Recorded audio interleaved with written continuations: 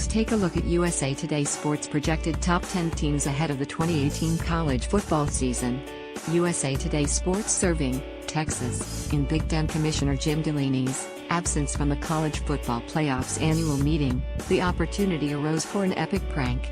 Text him, one fellow commissioner after another was urged, with a message something like this. Hey, we're talking about going to 8 teams, wonder what you think? There were no takers. He's having a good little vacation, Mountain West Commissioner Craig Thompson said, chuckling. Let him enjoy it. They all laughed, but there was never a chance it would happen. The gag, we mean, but also expansion or much of anything else when it comes to changing college football's postseason structure. The power brokers are too busy enjoying what they've wrought. It's been a good 4 years, said Bill Hancock, the playoffs executive director, and he cited TV ratings and reviews of the semi-finalists' experiences and, well, a lot of other stuff during what he termed a nuts and bolts meeting, but the best gauge might have been the decision by Delaney not to attend. I think we're in a tremendous position, Thompson said. Where this championship has gone in 4 years is phenomenal. More, no fear of failure for Nebraska and Scott Frost. More, the 10 biggest quarterback steals in the NFL draft since 2010. More, quick recall and quicker offense at Scott Frost's Nebraska. More, Jim Harbaugh's Dame offseason might be good for Michigan if anything changes. It would be the natural result of a dramatic turnover in the selection committee, which has 6 new members, of 13 total, and a new chairman. It only takes 1 member, Hancock noted, to change the chemistry of a committee. He should know. He worked for years with the NCAA's men's basketball committee. But the base protocol, he added, remains the same. And that's perhaps the most important takeaway from the playoffs annual meeting. Oregon Athletic Director Rod Mullins moves into the chairman's role, taking over for Texas Tech's Kirby Hockett.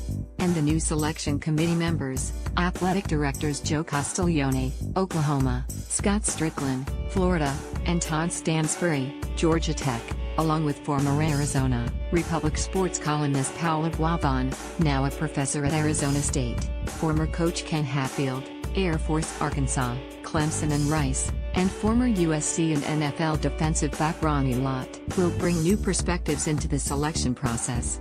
The committee's complexion could change, but they'll follow the same guidelines as the previous 4 incarnations of the committee. Select the 4 best teams with an emphasis on winning conference championships, strength of schedule and head-to-head competition when comparing teams with similar records and pedigree. As Pac-12 Commissioner Larry Scott put it, echoing a phrase in the playoffs' original position paper, it's as much of an art as a science. It's another way of saying it's a subjective process. And even with the inclusion the last 2 seasons of teams that did not win conference championships, Ohio State in 2016 and Alabama in 2017, there is zero impetus to change. As has become customary, the 10 FBS conference commissioners and Notre Dame athletic director Jack Swarbrick, who together form the playoffs management committee, were given a briefing by Hockett on how last season's bracket was chosen.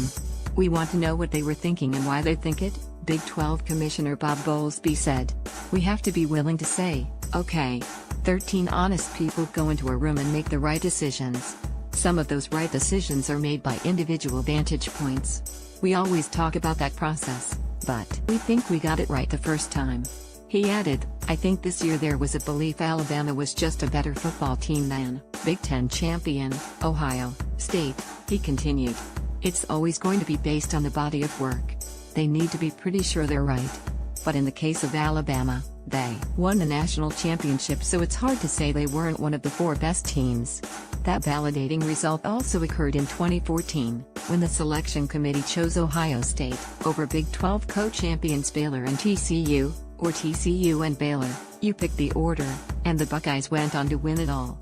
Even in 2016, when Ohio State was chosen and Big Ten champion Penn State was left out, and then the Buckeyes were blown out in a semifinal by Clemson, the selection was only mildly controversial.